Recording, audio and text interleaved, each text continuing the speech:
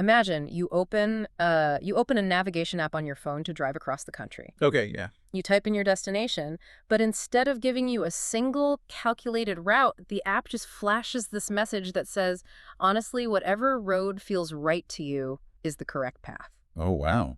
Good luck with that. Right. I mean, it sounds incredibly freeing at first, right? You literally cannot make a wrong turn. Sure, yeah. But if you are genuinely trying to reach a specific destination before nightfall, that kind of open-ended freedom suddenly becomes, well, completely useless. Because you don't need 100 equally valid options. Exactly. You need the one route that actually gets you there. And that friction between wanting limitless freedom and needing objective direction that's the exact mission of our deep dive today. It's a huge topic. It really is. We are exploring a pretty dense but highly practical stack of notes and excerpts from a book called Jesus, The Only Way in a World of Many Paths. It's written by Reverend Dr. Antonio Arnold. Yeah, and he brings a really unique perspective because he's a theologian, a former military officer, and a pastor. Right. And his book tackles this cultural mindset where the idea that all paths lead to God is just, incredibly popular. It's popular, yeah. But the text argues firmly for the exclusivity of Jesus based on the concept of divine sovereignty. And we're going to look at how you can understand these deep concepts and really how you can actually talk about them respectfully in your classroom, your workplace, and with your friends. Which is the hardest part, right? Yeah. The practical application. Oh, for sure. Okay, let's unpack this. Because before we can look at how the book suggests talking about religious pluralism with our peers, we really need to understand the mechanics of how society actually arrived at this every road is the right road mindset. It didn't just happen overnight. No, not at all. It is a profound historical shift, and Dr. Arnold's text spends a significant amount of time mapping out that evolution of belief. Like starting way back, right? Yeah, exactly. If we look back at ancient civilizations, the default human setting was essentially polytheism. Societies worshipped multiple gods, but the text points out that those deities were largely just sort of superpowered reflections of the natural world. Right, and of human experience. Yes, you had a god to explain the harvest, a god to explain the violent sea, maybe a god for war. Like the ancient Greeks or Romans. Exactly. And because the divine was fragmented into all these different competing domains, the religious environment was naturally pluralistic. The gods had turf wars, just like humans. Okay, so in that ancient framework, there just wasn't an expectation of one absolute unifying truth because the universe itself was seen as this chaotic, divided place managed by different supernatural middle managers. Yeah, exactly. That is a great way to describe it. But then you see the emergence of monotheistic traditions, Judaism, Christianity, Islam. Which was a massive change.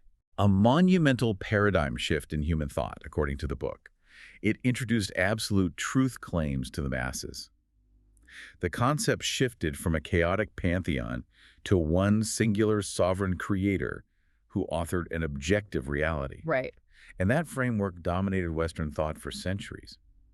But according to the text, the real pivot, the mechanism that birthed the modern spiritual landscape you and I live in today, happened during the Enlightenment. Right, the Enlightenment. I know the book leans heavily into philosophers like Kant and Hegel here. It does, yeah. But for anyone who hasn't, sat in a Philosophy 101 lecture recently, how exactly did these thinkers change the way the average person views spirituality today? It really comes down to moving the goalposts of how we define truth itself. Okay, how so? Well, prior to the Enlightenment, truth was generally viewed as something objective and external. It was something you discover and align yourself with, usually through divine revelation. Like reading a map. The map exists whether you look at it or not.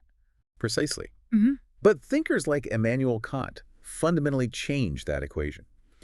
Kant basically argued that our human minds act like a permanent filter. A filter? Yeah, he suggested that because we are trapped behind the filter of our own human perception, we can never actually know the pure objective reality of the universe, what he called the thing in itself. Oh, wow. Right. He argued we can only ever know our subjective experience of it. Ah, I see. So truth stops being an external mountain you have to climb and instead becomes whatever landscape your own brain projects. Precisely the mechanism. And then when you add Hegel's ideas into the mix. Right, Hegel. Yeah, Hegel argued about truth constantly evolving through dialectic conflict. So you end up with a philosophical foundation that inherently distrusts absolute unchangeable claims. It's always shifting. Exactly. If you connect this to the bigger picture, you can see how this set the stage for our modern era. When you take that Enlightenment philosophy, That truth is subjective and evolving, and you mix it with modern globalization where diverse cultures are constantly interacting. You get a blender of beliefs, Yeah, you get what the text identifies as syncretism. which is essentially treating modern spirituality like a customizable buffet or a playlist. A playlist is a perfect analogy. Right, because you don't listen to the whole album as the artist intended anymore. You just take a little karma from one tradition, maybe some mindfulness meditation from another. Toss in a little bit of Jesus for comfort during hard times. Exactly. And you curate your own personalized religion.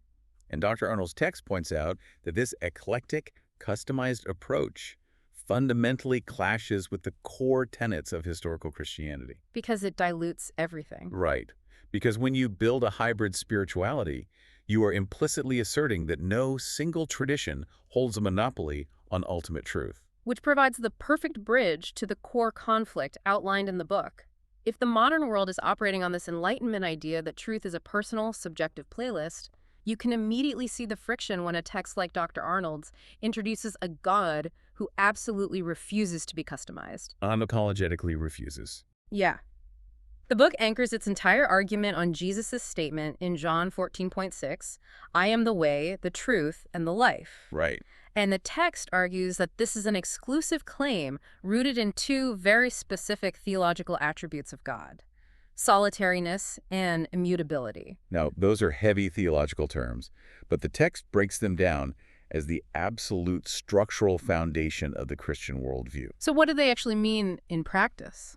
Well, solitariness in this context means God is unmatched, unparalleled, and unique. He does not share the stage. Okay. And immutability means God's character, his decrees, and his standard of holiness are unchangeable. So they don't get a software update just because human culture went through the Enlightenment. Exactly, or because pluralism is currently trending on social media.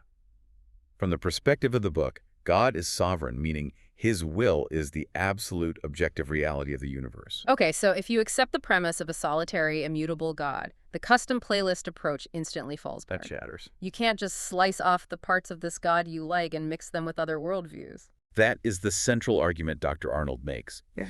And the text contrasts this Christian view with other modern spiritual movements to show exactly why they are fundamentally incompatible. Like what?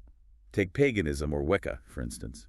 The book notes that these frameworks often focus on nature worship, multiple deities, and highly subjective personal experiences of the divine. Right. It's very much about how you feel or what you experience in the moment. Exactly. Mm-hmm. And the text argues that this fluidity deeply dilutes the biblical criteria for who God is.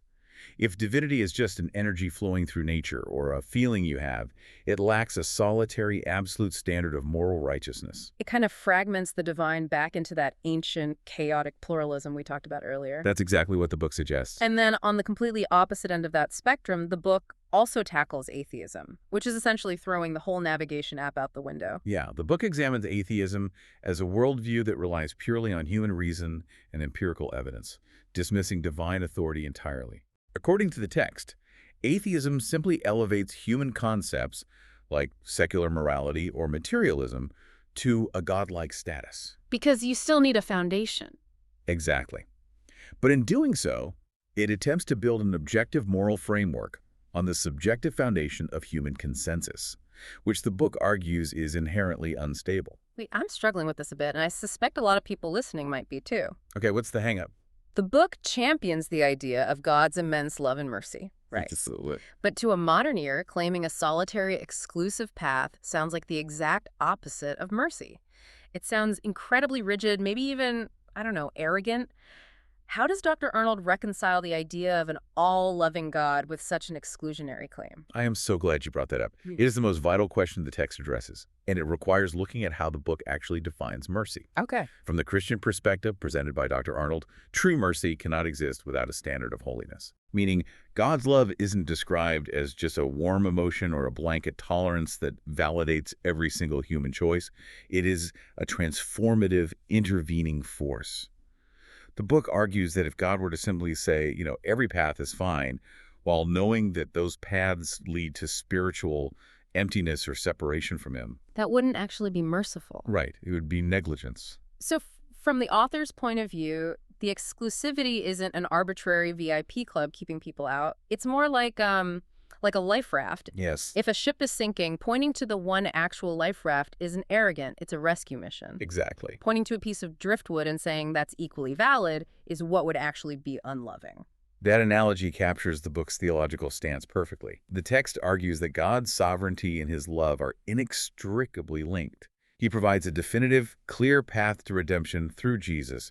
Precisely so, humanity doesn't have to wander blindly through contradictory philosophies that ultimately cannot save them. Here's where it gets really interesting. It is one thing to sit here in a studio and analyze these theological contrasts from a bird's eye view, Sure. but it is a completely different reality for, say, a university student who is sitting in a secular seminar surrounded by peers and professors who view pluralism as the absolute pinnacle of intellectual enlightenment. That is a very intense environment. Right.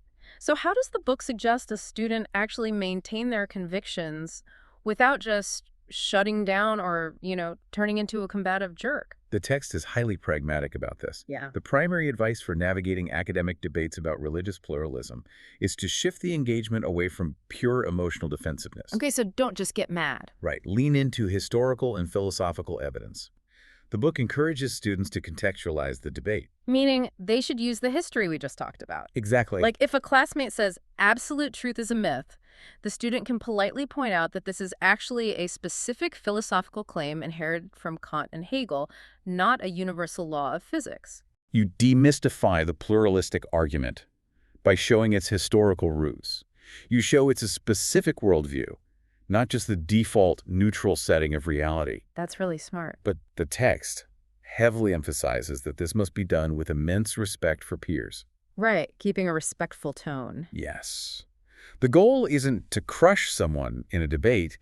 It is to highlight logical inconsistencies in a thoughtful way. Dr. Arnold advises students to evaluate moral relativism by respectfully pointing out how syncretism logically collapses on itself. I think of it like trying to run iOS and Android software on the exact same smartphone. Oh, that's a great visual. Right? You might be able to force some of the code together temporarily, and maybe it looks okay on the home screen for a minute, but eventually the underlying operating systems are going to contradict each other, and the whole phone will just crash. That is a brilliant way to conceptualize what the book is saying. The text suggests that students can acknowledge the genuine sincerity of a peer's spiritual search, which builds mutual respect, while pointing out those underlying operating system crashes. Yeah, acknowledging they mean well. Exactly. You might appreciate the emphasis on compassion in one religion and the demand for justice in another, but historically and logically, different worldviews make fundamentally contradictory claims about who God is, what happens after death, and what requires salvation. You can't just mash them together. So a student could gracefully say something like, I deeply respect your journey, but logically, if we blend these worldviews, we run into massive contradictions. Yes, perfect. From my perspective, my foundation relies on an immutable God whose standard of holiness was met exclusively in the historical person of Jesus.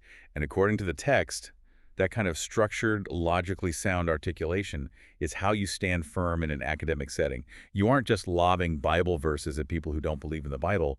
You're engaging their intellect. You're speaking their language. Right. You're showing that the Christian worldview is cohesive, while the pluralistic buffet is logically fractured. But, those highly structured academic debates don't really translate to the break room at work or, like, a dinner party with your neighbors. No, the dynamic is totally different. The pressure to conform to this all paths are equal mindset is something we face in incredibly mundane, everyday situations. Absolutely. So how does the book suggest we translate this heavy theology into everyday interfaith dialogue? How do we take a potentially tense disagreement and turn it into a meaningful conversation? Dr. Arnold's text actually provides some remarkable case studies to demonstrate what this looks like in practice. It advocates for a posture of radical hospitality as the precursor to any theological conversation. Hospitality first. Yes. One example in the book involves a Christian church that opened its doors to a local Muslim community whose mosque was undergoing renovations. Wait, really? Yeah, they give them a space in their building to hold their prayers. That is fascinating. And I imagine some people reading the book might wonder if doing that implies an endorsement of Islamic theology. It's a natural question, and the book addresses that concern directly. It argues that demonstrating hospitality does not erase theological differences or compromise the belief in the exclusivity of Jesus. Okay. What it actually does is shatter the cultural stereotypes that Christians are merely hostile or defensive. It builds the foundation of genuine human relationship, which the text argues is absolutely necessary before any meaningful dialogue about deep spiritual truths can even occur. Ah, I see. They didn't surrender their theology, but they led with humanity. They earned the right to be heard. Yes, exactly.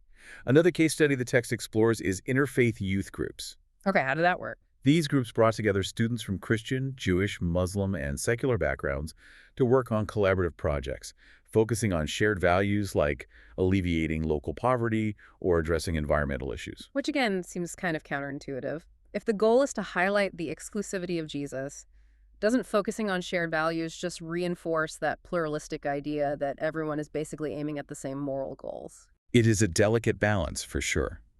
But the book posits that identifying shared values is a strategic bridge, not a theological surrender. A bridge. Okay. Right, working alongside someone to feed the hungry, because you both value human dignity, creates solidarity. Once you are standing on that bridge of shared values, you have a natural, non-confrontational opening to explain why you hold that value. Oh, that's smart. And for the Christian, the book notes that explanation points directly back to the nature of a sovereign, loving God. That makes a lot of sense. The book is essentially saying you have to build the bridge before you can drive the truth across it. Precisely. The text also offers some specific scripts for these interactions, right? Like actual ways to navigate the awkwardness when a friend or coworker casually drops a pluralistic cliche. It does. The text provides really practical guidance for maintaining a graceful tone while delivering a firm conviction. Give me an example. Well, a scenario many people face is sitting over coffee when a friend says, I really think all religions are basically the same. They're just different paths up the same mountain. Oh man, the classic mountain analogy. I've heard that a million times. How does the book suggest dismantling that without turning the coffee date into a hostile debate? Let's roleplay this a bit. I'll be the friend who says they're all the same mountain. Okay, great. The book's strategy is to pivot away from arguing about religious rules or climbing strategies and to focus instead on the personal intervening nature of Christ. Okay, so I say, look, we're all just climbing different sides of the same mountain to get to God. And using the text's guidance, a gentle, non-confrontational response might look like acknowledging your desire for unity first. I might say, I completely understand why that perspective is appealing, and I love that we both care so much about finding truth. Validating my sincerity. Nice. Exactly. But for me, the core difference isn't about humanity trying to climb a mountain to reach the divine. The Christian hope is that God actually came down the mountain to reach us through Jesus. Oh, I really like how that functions. It bypasses the whole trap of comparing moral checklists. Yeah, it completely shifts the paradigm from human effort to divine rescue. Which perfectly aligns with the book's earlier point about mercy. Exactly. It's not about us trying to figure it out. It's about him intervening. And the text offers similar strategies for when coworkers bring up moral relativism. Like in a professional setting. Right. If a colleague suggests that any religion is valid as long as it teaches you to be a good, merciful person, the book advises focusing on the source of that morality. Okay, how would you phrase that? You might respond by agreeing that mercy is a beautiful, essential value, but then gently explaining that you believe Jesus is the unique source of that mercy, because only he could meet the absolute standard of holiness that a sovereign God requires. So you're agreeing on the value of mercy, but differing on where it actually comes from. Yes, exactly. But this raises an important question, though. Okay, what is it? If we are utilizing these structured scripts and philosophical arguments, is there a risk of this coming off as incredibly clinical? Oh, yeah. Like you are just a salesperson handling an objection. Exactly. That is a critical vulnerability, and the text is very clear on how to prevent it.